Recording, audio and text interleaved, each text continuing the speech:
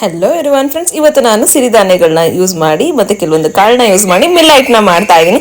So ಮನೆಯಲ್ಲೇ ಮಾಡಿ ತಿನ್ನೋದ್ರಿಂದ ತುಂಬಾ ಒಳ್ಳೆಯದು, ತುಂಬಾ ಹೆಲ್ತ್ ಬೆನಿಫಿಟ್ಸ್ ಇದೆ.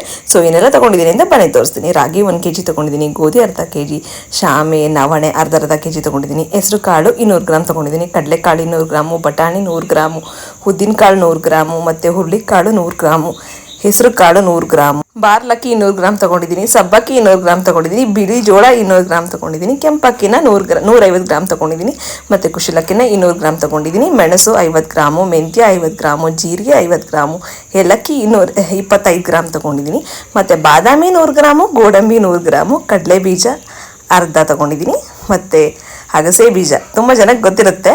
ಸೊ 200 ಗ್ರಾಮ್ ತೊಗೊಂಡಿದ್ದೀನಿ, ಗಸಗಸೆ 100 ಗ್ರಾಮು, ಎಳ್ಳು 200 ಗ್ರಾಮು ಮತ್ತು ಒಣ ಶುಂಠಿ ಕೂಡ ತೊಗೊಂಡಿದ್ದೀನಿ ಮತ್ತು ಕಲ್ಲಂಗಡಿ ಬೀಜ, ಕರ್ಬೂಜ ಬೀಜ ಮತ್ತು ಸೂರ್ಯಕಾಂತಿ ಬೀಜನ 100 ಗ್ರಾಮ್ಸ್ ತೊಗೊಂಡಿದ್ದೀನಿ. ಸ್ವಲ್ಪ ಕರ್ಬೇವಿನ ಸೊಪ್ಪು ಕೂಡ ತೊಗೊಂಡಿದ್ದೀನಿ, ಯಾಕೆಂದರೆ ರಿಚ್ ಇನ್ ಐರನ್ ಅದು, ಆದ್ರಿಂದ. ನೆಕ್ಸ್ಟ್ ಎಲ್ಲ ಒಂದು ಸ್ವಲ್ಪ ಬಿಸಿ ಮಾಡ್ಕೊತಿದ್ದೀನಿ ಅಷ್ಟೇ. ಬಿಸಿ ಮಾಡಿಕೊಂಡು ಹೊರಗಡೆ ಮಿಲ್ಗೆ ತೊಗೊಂಡೋಗಿ ಬಿಡಿಸ್ಕೊಂಡು ಬರ್ತೀವಿ. ಸೊ ಇದು 3 months ಬರುತ್ತೆ. ಇದರಿಂದ ತುಂಬಾ ಹೆಲ್ತ್ ಬೆನಿಫಿಟ್ಸ್ ಇದೆ. ಶುಗರ್ ಲೆವೆಲ್ ಚೆನ್ನಾಗಿ ಮೇಂಟೈನ್ ಆಗುತ್ತೆ, BP ಕಂಟ್ರೋಲ್ ಆಗುತ್ತೆ, ಸ್ಕಿನ್ ಹೆಲ್ತ್, ಹೇರ್ ಹೆಲ್ತ್ ತುಂಬಾ ಚೆನ್ನಾಗಿರುತ್ತೆ. ಅದಲ್ಲದೆ ನಮಗೆ ವೆಯ್ಟ್ ಲಾಸ್ ಮಾಡೋರ್ಗಂತೂ ತುಂಬಾ ಹೆಲ್ಪ್ಫುಲ್ ಇದು. ಸೊ ನೀವು ಕೂಡ ಮನೆಯಲ್ಲೇ ಟ್ರೈ ಮಾಡಿ ನೋಡಿ. ಈ ಥರ ಒಂದು ಸಿರಿಧಾನ್ಯಗಳನ್ನೆಲ್ಲ ಚಿಕ್ಕ ಮಕ್ಕಳಿಂದ ಹಿಡಿದು ದೊಡ್ಡೋರ್ವರೆಗೂ ಕುಡಿಬೋದು. ಸೊ ಈ ಥರ ಗಂಜಿನ ನಾನೇನು ಮಾಡ್ತೀನಿ ಅಂದರೆ ಹಾಲಲ್ಲಾದರೂ ಹಾಕಿ ಮಾಡ್ಕೊತೀನಿ, ಅಥವಾ ನೀರೆಲ್ಲ ಆದರೂ ಹಾಕಿ ಗಂಜಿನ ಮಾಡಿ ಬೆಳಿಗ್ಗೆ ಅರ್ಲಿ ಮಾರ್ನಿಂಗ್ ಕುಡಿತಾ ಇದ್ದೀನಿ.